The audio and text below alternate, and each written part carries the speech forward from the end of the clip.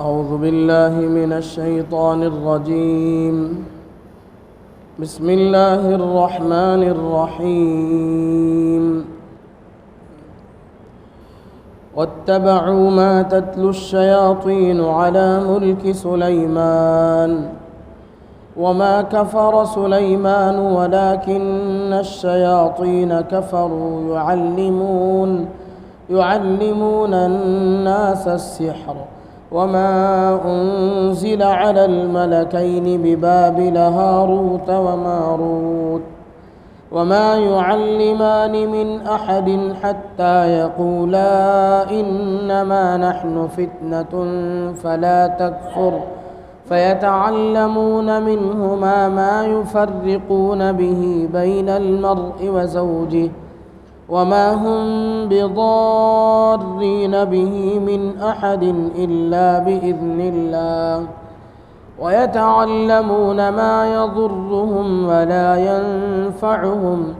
ولقد علموا لمن اشتراه ما له في الآخرة من خلاق ولبئس ما شروا به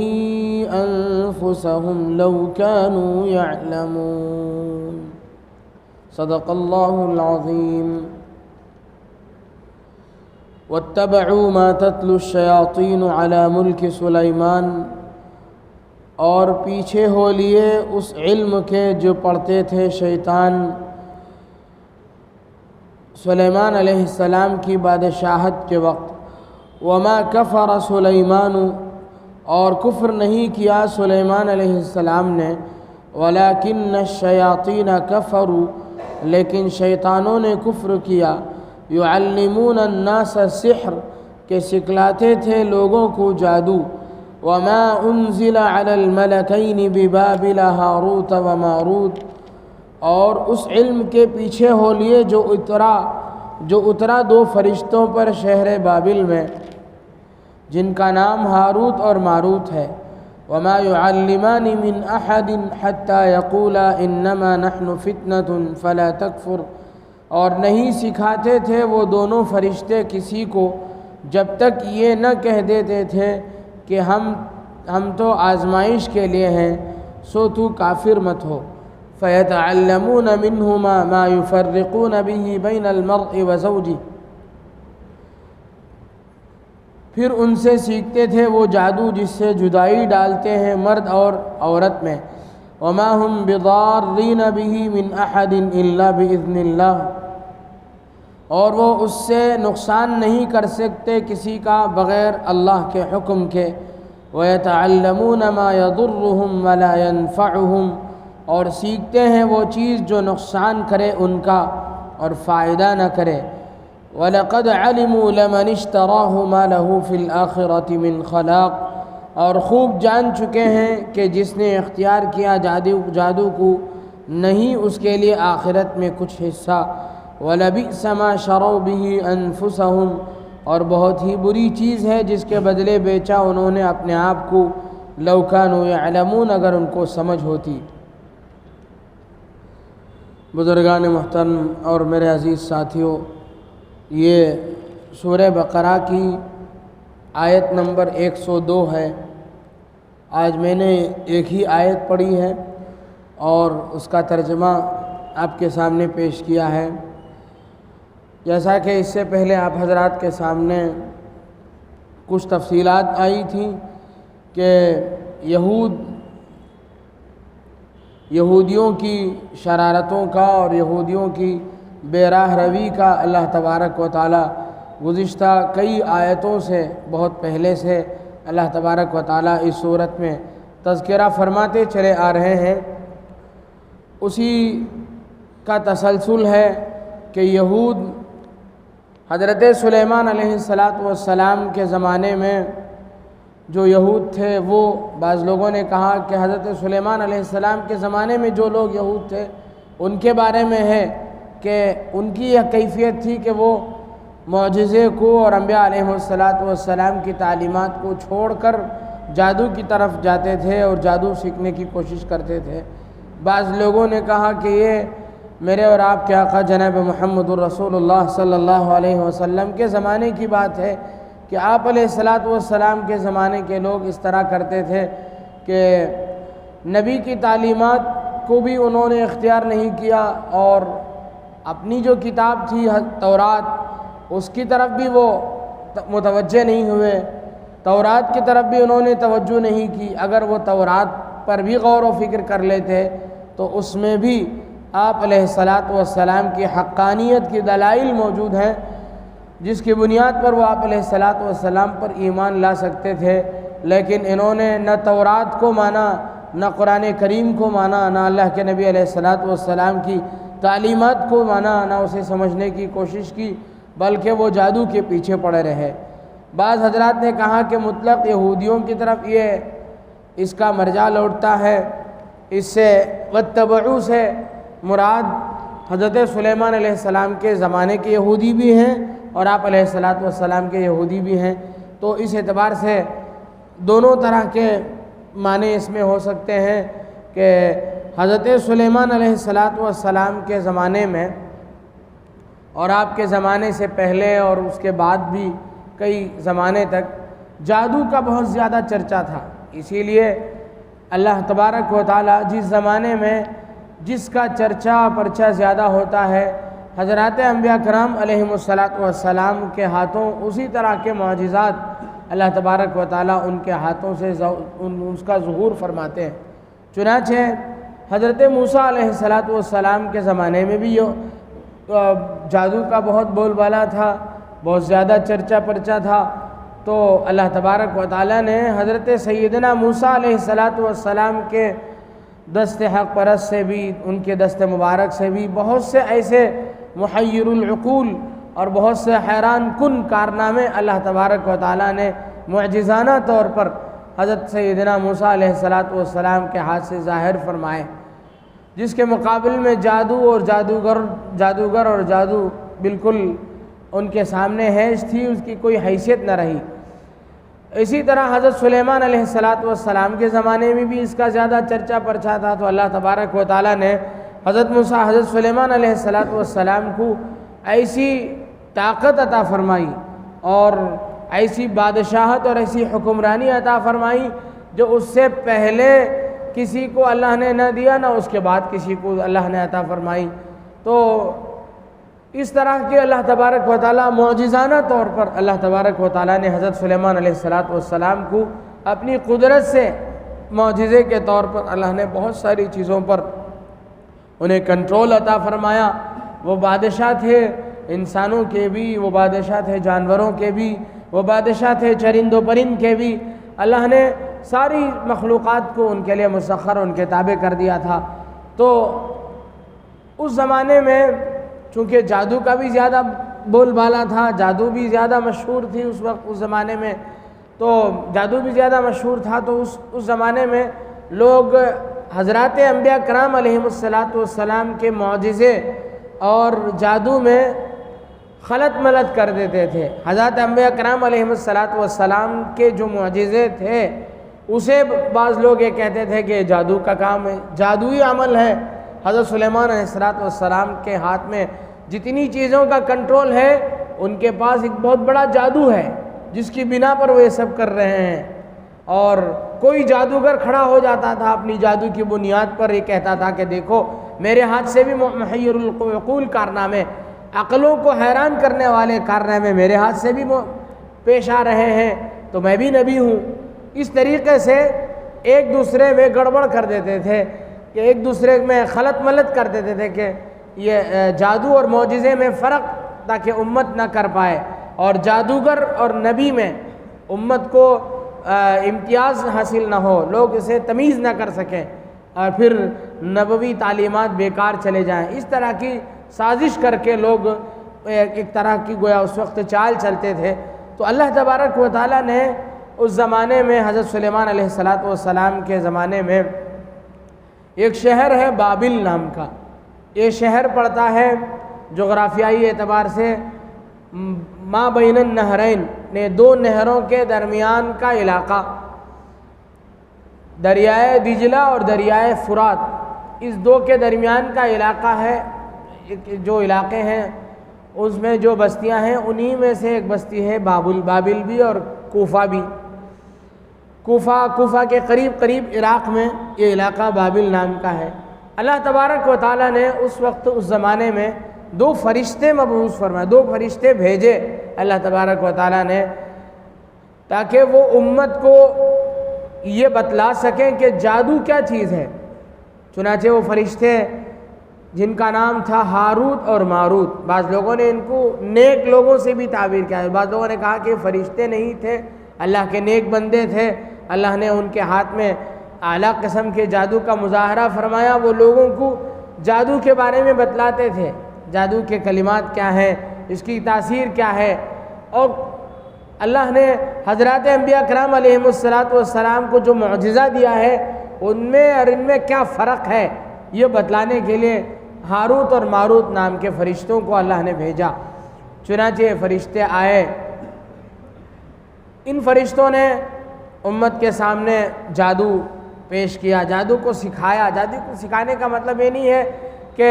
بھائی جادو سیکھو جا کر کے فلاں کے اوپر، فلاں کے خلاف جس سے دشمنی ہو اس سے جادو کرتے پھرو، اس لیے نہیں سکھایا، بلکہ اس لیے سکھایا کہ جادو ایک بے حیثیت چیز ہے، اور حضرات انبیاء کرام علیہم السلام کے پاس جو معجزہ ہے وہ ایک آسمانی چیز ہے اور بہت اعلیٰ چیز ہے، یہ بہت ہی نیچے گری پڑی چیز ہے یہ جادو۔ اس میں تمیز کرنے کے لیے ان لوگوں نے اسے سکھایا، اور ایک وجہ یہ بھی تھی کہ اللہ تبارک و تعالیٰ ان فرشتوں کے ہاتھ میں جادو کا علم دے کر کے اس زمانے کے لوگوں کو آزمانا بھی چاہتے تھے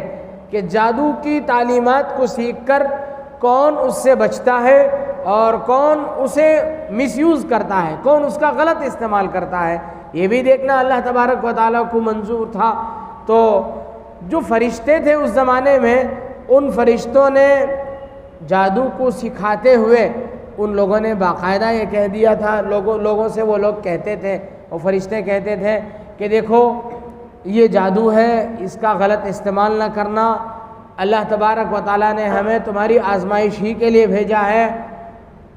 اس سے بچنے کی کوشش کرنا، بس ہمیں اس کی حقیقت بتانے کے لیے آئے ہیں۔ لیکن کچھ لوگ کیا کرتے تھے، جادو کی باتیں فرشتوں سے سیکھتے تھے، وعدہ کرتے تھے کہ نہیں ہم اس کا غلط استعمال نہیں کریں گے، لیکن سیکھ کر آنے کے بعد اس کا غلط استعمال کرتے تھے۔ ان میں جن کلمات کے ذریعے سے میاں بیوی میں جدائیگی ہوتی تھی ان کا استعمال کر کے میاں بیوی میں جدائیگی پیدا کرتے تھے اور طرح طرح کے کام کرتے تھے۔ تو اللہ تبارک و تعالیٰ نے ان کا یہ تذکرہ کیا ہے کہ یہود ایک ایسی قوم ہے کہ ان لوگوں کی بہت ساری خامیوں اور ان کی بہت ساری برائیوں کے ساتھ ساتھ ایک برائی یہ بھی تھی کہ ان لوگوں نے جادو اور معجزے میں فرق نہیں کیا، اور حضرات انبیاء کرام علیہم السلام کے معجزوں کو ان لوگوں نے جھٹلایا اور جادو کو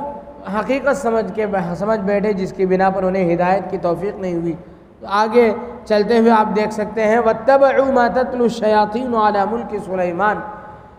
یہودیوں نے اس علم کا پیچھا کیا جو شیاطین پڑھتے تھے حضرت سلیمان علیہ السلام کے زمانے میں۔ حضرت سلیمان علیہ السلام کے زمانے میں ہوتا کیا تھا کہ شیاطین جو تھے، اللہ کے نبی صلی اللہ علیہ وسلم کی بعثت سے پہلے تک بھی یہ بات موجود تھی جو میں کہنے جا رہا ہوں کہ شیاطین اور جنات آسمان کے قریب جاتے تھے، اور اللہ تبارک و تعالیٰ جو باتیں، جو حکم دنیا میں ہونے والے اور دنیا میں جو کام کرنا ہے، کہ فرشتے اللہ کی طرف سے دنیا کے جتنے تکوینی امور ہیں ان کے کرنے پر فرشتے مامور ہیں۔ اللہ تبارک و تعالیٰ کا آرڈر ہوتا ہے، فرشتے جا کر کے ان کاموں کو انجام دیتے ہیں۔ مثلا یہ بتلاتے ہیں کہ فلاں کی جان نکالنی ہے یا فلاں علاقے میں بارش برسانی ہے، اس طریقے کا جو اللہ تبارک و تعالیٰ کا حکم ہوتا تھا، اللہ تعالیٰ فرشتوں کو جو حکم دیتے تھے، ان حکم کو فرشتے آسمان کے قریب پہنچ کر کے چوری چھپے سنتے تھے کہ اللہ تعالیٰ فرشتوں سے کیا کلام فرما رہے ہیں، کیا بول رہے ہیں۔ اس میں کچھ باتیں، ایک چھوٹی سی کوئی بات معلوم کر لیتے تھے اور دوڑے ہوئے عاملوں کے پاس، نجومیوں کے پاس دوڑے ہوئے آتے تھے، جو لوگ جادوگر ہوتے تھے، علم نجوم جن کے پاس ہوتا تھا، جن لوگوں نے شیطانوں کو مسخر کر رکھا تھا، جنات جن کے ہاتھ میں ہوتے تھے، ان کے پاس بھاگے ہوئے آتے تھے اور آ کر کے اس طرح کی غیب کی باتیں جو ہونے والے ہیں آئندہ اس کے بارے میں باتیں بتاتے تھے۔ وہ جو جادوگر ہوتے تھے یا عامل جو ہوتے تھے غلط طریقے کے، غلط قسم کے جو لوگ ہوتے تھے، نجومی وغیرہ، وہ ان لوگوں سے، شیطانوں سے سنی ہوئی ایک بات کو اس کے ساتھ 100 غلط سلط باتیں ملا کر کے لوگوں میں پھیلاتے تھے۔ اب 100 میں سے 1-2 بات صحیح نکل جاتی تھی جو صحیح ہوتی تھی حقیقت میں، تو لوگوں کا عقیدہ ان سے بڑھ جاتا تھا کہ نہیں، ان لوگوں نے کہا تھا کہ فلاں علاقے میں بارش ہوگی، دیکھو بارش ہو رہی ہے۔ اب اس طرح کر کے یہ لوگ گمراہ کرتے تھے۔ لیکن جب آپ علیہ الصلاۃ والسلام کی بعثت ہوئی تو اللہ تبارک و تعالیٰ نے شیطانوں کا آسمانوں میں جانے کو بالکل بند کر دیا، اس سلسلے کو اللہ نے بند کر دیا۔ آپ کو بعد میں چل کر کے اس کی ساری تفصیلات قرآن کریم کی آیتوں میں ہی آئے گی، پھر اس کی تفصیلات ہمارے سامنے آئیں گی۔ تو حضرت سلیمان علیہ السلام کے زمانے میں بھی یہی ہوا کہ اس طرح کی بہت ساری باتیں شیطان لوگوں میں پھیلاتے تھے اور اس کو باقاعدہ لوگوں نے ایک کتابی شکل دے دی تھی۔ تو حضرت سلیمان علیہ السلام نے ان چیزوں کو ان سے چھین کر کے اپنے کرسی کے نیچے دفن کر دیا۔ حضرت سلیمان علیہ السلام جب اس دنیا سے تشریف لے گئے، جب ان کا انتقال ہوا، اللہ کی مرضی سے جب ان کا وقت آ گیا، جب وہ انتقال ہو گئے، تو شیطانوں نے اس کتاب کو نکال کر کے لوگوں کے سامنے گمراہ کیا کہ دیکھو تم لوگ کیا سمجھتے تھے، سلیمان کو نبی سمجھتے تھے، ان کے کارناموں کو معجزہ سمجھتے تھے، دیکھو اس کتاب کی برکت تھی، اسی کی جادو کی تاثیر سے سلیمان حکومت کرتے تھے۔ اس طریقے سے ان لوگوں نے گمراہ کیا۔ وہی عقیدہ یہودیوں کے اندر بھی در آیا، تو اللہ تبارک و تعالیٰ اس کی تکذیب فرماتے ہیں، وَمَا كَفَرَ سُلَيْمَانُ وَلَكِنَّ الشَّيَاطِينَ كَفَرُوا يُعَلِّمُونَ النَّاسَ السِّحْرَ۔ حضرت سلیمان علیہ السلام نے جادو نہیں کیا، کفر نہیں کیا، جادو کرنا کفر ہے۔ تو اللہ تبارک و تعالیٰ فرماتے ہیں حضرت سلیمان علیہ السلام نے یہ کفریہ کام نہیں کیا، بلکہ شیطانوں نے کیا۔ شیطانوں نے لوگوں کو جادو سکھایا، اور اسی طرح یہ لوگ جادو، ایک تو شیطانوں کے پاس جو جادو تھا اسے سیکھنے کی کوشش کرتے ہیں یہود، اور ایک وہ جو بابل میں جو ہاروت و ماروت جو فرشتوں کو اللہ تبارک و تعالیٰ نے جادو کا علم دے کر کے بھیجا تھا، ان کے پاس پہنچ کر کے ان کے جو علوم تھے اسے حاصل کرنے کی کوشش کرتے ہیں۔ قرآن کو اور قرآنی تعلیمات کو اور اللہ کی کتاب کو ماننے کے لیے لوگ تیار نہیں ہیں۔ اللہ تبارک و تعالیٰ چاہتے تو جادو کے غلط ہونے کو انبیاء کرام علیہم السلام کے ہاتھوں ہی بیان کر سکتے تھے۔ اللہ نے اس کے لیے باقاعدہ فرشتوں کو بھیج کر کے جادو کے غلط ہونے کو بیان کیا۔ سوال یہ پیدا ہو سکتا ہے کہ جب حضرت نبی علیہ سلیمان علیہ السلام اس وقت موجود تھے، نبی تھے، اور نبی ہی صحیح کیا ہے اور غلط کیا ہے امت کے سامنے بیان کرنے والا ہوتا ہے، تو حضرت سلیمان علیہ السلام نے خود کیوں نہیں بیان کیا کہ یہ سحر ہے، یہ غلط ہے، مجھے جو دیا گیا ہے وہ معجزہ ہے؟ تو اس کا جواب یہ دیا جاتا ہے کہ ایک طرف تو جادوگر تھے اور ان کا جادو تھا، اور ایک حضرت سلیمان علیہ السلام نبی تھے اور ان کا معجزہ تھا۔ گویا یہ 2 فریق بن گئے تھے، یہ 2 ٹیم ان کی جو ایک طرح کی گویا کہ فارم ہو گئی تھی، 2 ٹیم کی شکل اختیار کر گئی تھی۔ ایک جادوگر تھے اور ان کی جادوگری تھی، ان کا جادو تھا، اور ایک حضرت سلیمان علیہ السلام نبی تھے اور ان کا معجزات اور ان کے ہاتھ میں اللہ تبارک و تعالیٰ کے قدرت کے جو کارنامے ان کے ہاتھ سے ہوئے، وہ ایک طرف تو وہ تھے۔ اب اس کے کیا چیز غلط ہے اور کیا صحیح ہے اسے پیش کرنے کے لیے ایک تیسرے آدمی کی ضرورت پڑتی ہے، تو اللہ نے فرشتوں کو بھیجا کہ تاکہ وہ ثالثی کریں، تاکہ وہ آ کر کے ان کے درمیان میں فیصلہ کریں کہ یہ غلط ہے یہ صحیح ہے۔ اگر فریقین میں سے ایک دوسرے ہی کو غلط، سلیمان علیہ السلام ہی اس کے غلط ہونے کو کہتے رہے، تو لوگ یہ سمجھیں گے کہ یہ ان کا فریق ہونے کی وجہ سے، ان کے اگینسٹ ہونے کی وجہ سے ان کو غلط کہہ رہے ہیں اور یہ ان کو غلط کہہ رہے ہیں۔ اس طریقے کی تو بات لوگوں میں سے واضح نہیں ہوتی، تو اللہ تبارک و تعالیٰ نے حضرت سلیمان علیہ السلام کے زمانے میں ہاروت و ماروت کو بھیج کر کے اس کا تصفیہ فرمایا اور اس کا امت کے سامنے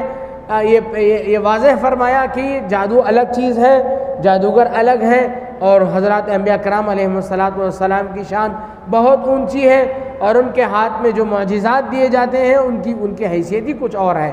تو فرماتے ہیں وَمَا يُعَلِّمَانِ مِنْ أَحَدٍ حَتَّى يَقُولَا إِنَّمَا نَحْنُ فِتْنَةٌ فَلَا تَكْفُرْ۔ جو بھی آ کر کے ہاروت و ماروت سے درخواست کرتا تھا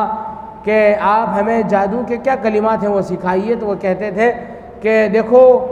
یہ سیکھ کر کے تم جا کر کے کفریہ کام نہ کرنا، اس لیے کہ ہم بھیجے ہی گئے ہیں تمہاری آزمائش کے لیے۔ فَيَتَعَلَّمُونَ مِنْهُمَا مَا يُفَرِّقُونَ بِهِ بَيْنَ الْمَرْءِ وَزَوْجِهِ، چنانچہ وہ لوگ ان سے سیکھتے تھے جو وہ ایسے کلمات، جادو کے ایسے کلمات جن کے وجہ سے زوجین میں، میاں بیوی میں آپس میں جدائیگی پڑ جاتی ہے۔ وَمَا هُمْ بِضَارِّينَ بِهِ مِنْ أَحَدٍ إِلَّا بِإِذْنِ اللَّهِ، لیکن ان کی کوشش سے کوئی کامیابی ہو جائے یہ یقینی نہیں ہے، بلکہ ان کی ایک کوشش ہوتی تھی جادو کے ذریعے سے لوگوں کو نقصان پہنچانے کی۔ لوگوں کو نقصان اسی وقت پہنچ سکتا تھا اور اسی وقت پہنچے گا جب اللہ تبارک و تعالیٰ چاہیں گے۔ اسی کو فرما رہے ہیں وَمَا هُمْ بِضَارِّينَ بِهِ مِنْ أَحَدٍ إِلَّا بِإِذْنِ اللَّهِ، اور وہ کسی کا نقصان نہیں کر سکتے ہیں مگر اسی کا نقصان کر سکتے ہیں جس کو نقصان پہنچانا اللہ رب العزت خود چاہے۔ اللہ تبارک و تعالیٰ نہ چاہے تو کوئی کسی کا بال بیکا نہیں کر سکتا۔ جو کچھ دنیا میں ہوتا ہے وہ اللہ کی مشیت سے اور اللہ کے ارادے سے ہوتا ہے۔ اللہ تبارک و تعالیٰ چاہتے ہیں کہ اس وقت بندے پر فلاں کی جو کوشش ہے اسے نقصان پہنچانے کی وہ کامیاب ہو جائے، یہ اللہ کی مشیت ہے، اللہ کا ارادہ ہے، تب جا کر کے ہوتا ہے۔ اگر اللہ تعالیٰ ایک طرف کوئی بندہ کسی پر جادو کرنے پر تل جائے اور ایک طرف اللہ تبارک و تعالیٰ یہ چاہے کہ اسے کوئی نقصان نہ پہنچائے، تو کوئی کسی کا کوئی جادو نقصان ہرگز نہیں پہنچا سکتا۔ ہمارا اس پر ایمان ہونا چاہیے اور ہمیں یقین ہونا چاہیے کہ ہمارا کوئی بال بیکا نہیں کر سکتا۔ جو بھی ہوتا ہے وہ اللہ کی مرضی سے اور اللہ کی مشیت سے ہوتا ہے۔ اور فرماتے ہیں وَيَتَعَلَّمُونَ مَا يَضُرُّهُمْ وَلَا يَنْفَعُهُمْ، اور وہ لوگ وہ سیکھتے تھے لوگوں کو جو کچھ بھی ان لوگوں نے سیکھا اس سے وہ نہ نقصان پہنچا سکتے تھے نہ نفع پہنچا سکتے تھے، پر ان کی ایک کوشش ہوتی تھی، وہ یہ کوشش کرتے تھے کہ جادو سیکھ کر کے وہ کچھ کارنامے کر لیں، لیکن اس سے کچھ ہونے جانے والا نہیں تھا۔ وَلَقَدْ عَلِمُوا لَمَنِ اشْتَرَاهُ مَا لَهُ فِي الْآخِرَةِ مِنْ خَلَاقٍ وَلَبِئْسَ مَا شَرَوْا بِهِ أَنفُسَهُمْ لَوْ كَانُوا يَعْلَمُونَ۔ اگر ان کو صحیح سمجھ ہوتی تو وہ لوگ جان لیتے کہ ان لوگوں کا یہ جو کام ہے وہ بہت ہی برا ہے، اور ان کے اس کارنامے کی وجہ سے ان کا آخرت کا نقصان ہی نقصان ہے۔ دنیا میں تو جادو کی وجہ سے ہو سکتا ہے، اللہ کا ارادہ مل جانے کی وجہ سے ہو سکتا ہے، جس کے خلاف انہوں نے جادو کیا ہو اس میں ان کو کامیابی حاصل ہو جائے، اور جس کو وہ نقصان پہنچانا چاہ رہے ہیں ان کو نقصان پہنچ بھی جائے، جب اللہ تبارک و تعالیٰ چاہیں ان کو نقصان پہنچ بھی جائے، لیکن آخرت میں ان کا نقصان ہی نقصان ہے، آخرت میں ان کو کوئی فائدہ جادو سے ہونے والا نہیں ہے۔ یہ ان آیات کا ایک خلاصہ ہے، جادو کیا ہے اور اس کی کیا حقیقت ہے اور اس کی کیا تاثیر ہے، اور شریعت میں اس کا کیا حکم ہے، شریعت اس کے سلسلے میں کیا کہتی ہے۔ اس سلسلے میں انشاءاللہ اگلے ہفتہ آپ حضرات کے سامنے تفصیل کے ساتھ بات رکھی جائے گی۔ اللہ تبارک و تعالیٰ سے دعا ہے کہ اللہ تبارک و تعالیٰ ہمیں جو باتیں کہی گئیں ان پر عمل پیرا ہونے کی توفیق نصیب فرمائے، اور جادو سے، سحر سے، نظر بد سے اور دیگر مضر اثرات سے اللہ ہم سب کی حفاظت فرمائے۔ آمین۔ وآخر دعوانا ان الحمد للہ رب العالمین۔